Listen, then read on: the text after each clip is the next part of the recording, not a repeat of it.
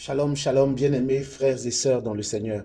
Daniel déclare dans un de ses passages, « Toutes les œuvres du Seigneur, bénissez le Seigneur. Vous les anges, bénissez le Seigneur. Vous les cieux, bénissez le Seigneur. Toutes les œuvres du Seigneur, bénissez le Seigneur. » Bien-aimés, ce passage est profond. Les êtres vivants, les arbres, les océans, les animaux, le Saint-Esprit inspire à Daniel de déclarer « Bénissez le Seigneur ». Les oiseaux que nous voyons là, ils bénissent le Seigneur. La faune, la flore a sa façon de bénir le Seigneur. Nous ne le savons pas. Toi et moi, nous faisons partie des œuvres du Seigneur. Alors nous aussi, nous devons bénir le Seigneur. Dans le psaume 113 ou psaume 112, dépendamment des Bibles, l'auteur sacré déclare « C'est toi qui m'as créé, c'est toi qui m'as tissé dans le sein de ma mère. C'est toi qui as créé mes reins. C'est toi qui m'as tissé dans le sein de ma mère. L'artisan, le tisserand de ta vie, c'est l'Éternel des armées, Dieu d'Abraham, d'Isaac et de Jacob. » Bien-aimé, je viens te dire aujourd'hui, conformément à la parole de Dieu, prends le livre de Daniel et médite sur ce que je suis en train de dire aujourd'hui. Il s'agit de la seconde lecture du psaume de méditation de l'Église catholique en ce jour. Bénis le Seigneur. Tu expérimentes un décès dans ta famille. Tu traverses des situations qui occasionnent de la souffrance, de la tristesse. Il est normal, nous sommes des êtres humains, d'être abattus. Mais que cela soit momentané, bien-aimés frères et sœurs. Lève-toi maintenant. Lève-toi par la puissance du Saint-Esprit. Ce n'est plus le temps de pleurer. Ce n'est plus le temps de te morfondre, de te lamenter, de te laisser abattre. Lève-toi et bénis le Seigneur. Oui, il y a quelque chose de fou dans cela. Comment puis-je bénir le Seigneur alors que un être cher vient de partir? Comment puis-je bénir le Seigneur alors que je viens de perdre mon emploi? Comment pourrais-je bénir le Seigneur alors que les médecins m'annoncent un diagnostic de maladie incurable, dite incurable par les hommes?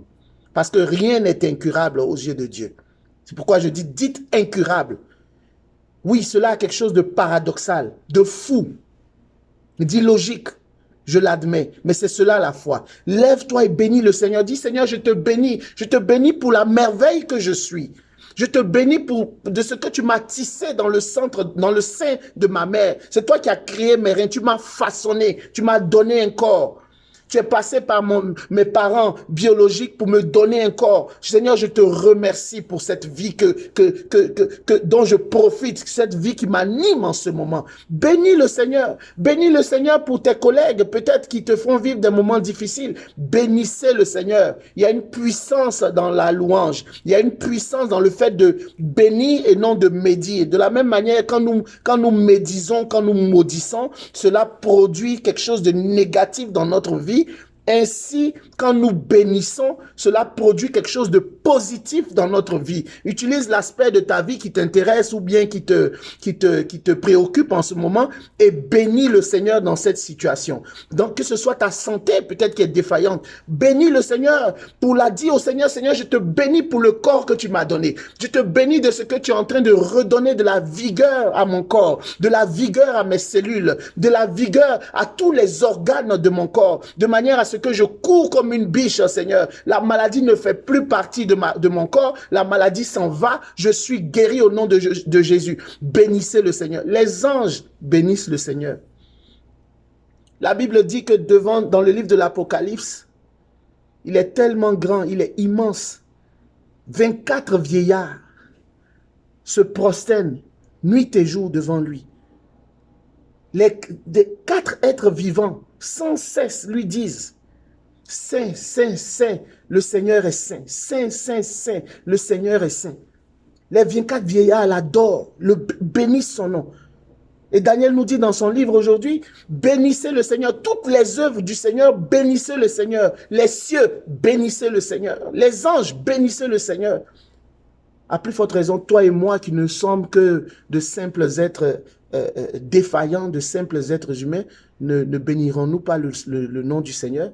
Bénis le Seigneur. Ne regarde pas aux circonstances défavorables de ta vie. Ne regarde pas au malheur qui te frappe maintenant de plein fouet. Mais lève-toi, même ne serait-ce que quelques secondes. Dis Seigneur, je te bénis. Je ne comprends pas qu'est-ce qui m'arrive. Je ne comprends pas tout cela. Je suis fouetté, je suis ébranlé par les circonstances maintenant. Mais je veux te bénir. Je veux te bénir malgré tout. Je veux élever ton Saint-Nom. Je veux déclarer que tu es grand au-dessus de ma vie. C'est cela le message que nous recevons aujourd'hui. Et personnellement, je bénis le Seigneur parce qu'en ce jour, il m'accorde une raison de plus de le bénir, de chanter son nom. Que son nom soit élevé sur ta vie. Que son nom soit élevé sur ma descendance de génération en génération. Baptisé enfant de Dieu, bénissons le Seigneur. Au nom du Père et du Fils et du Saint-Esprit, ainsi soit-il. Bonne journée.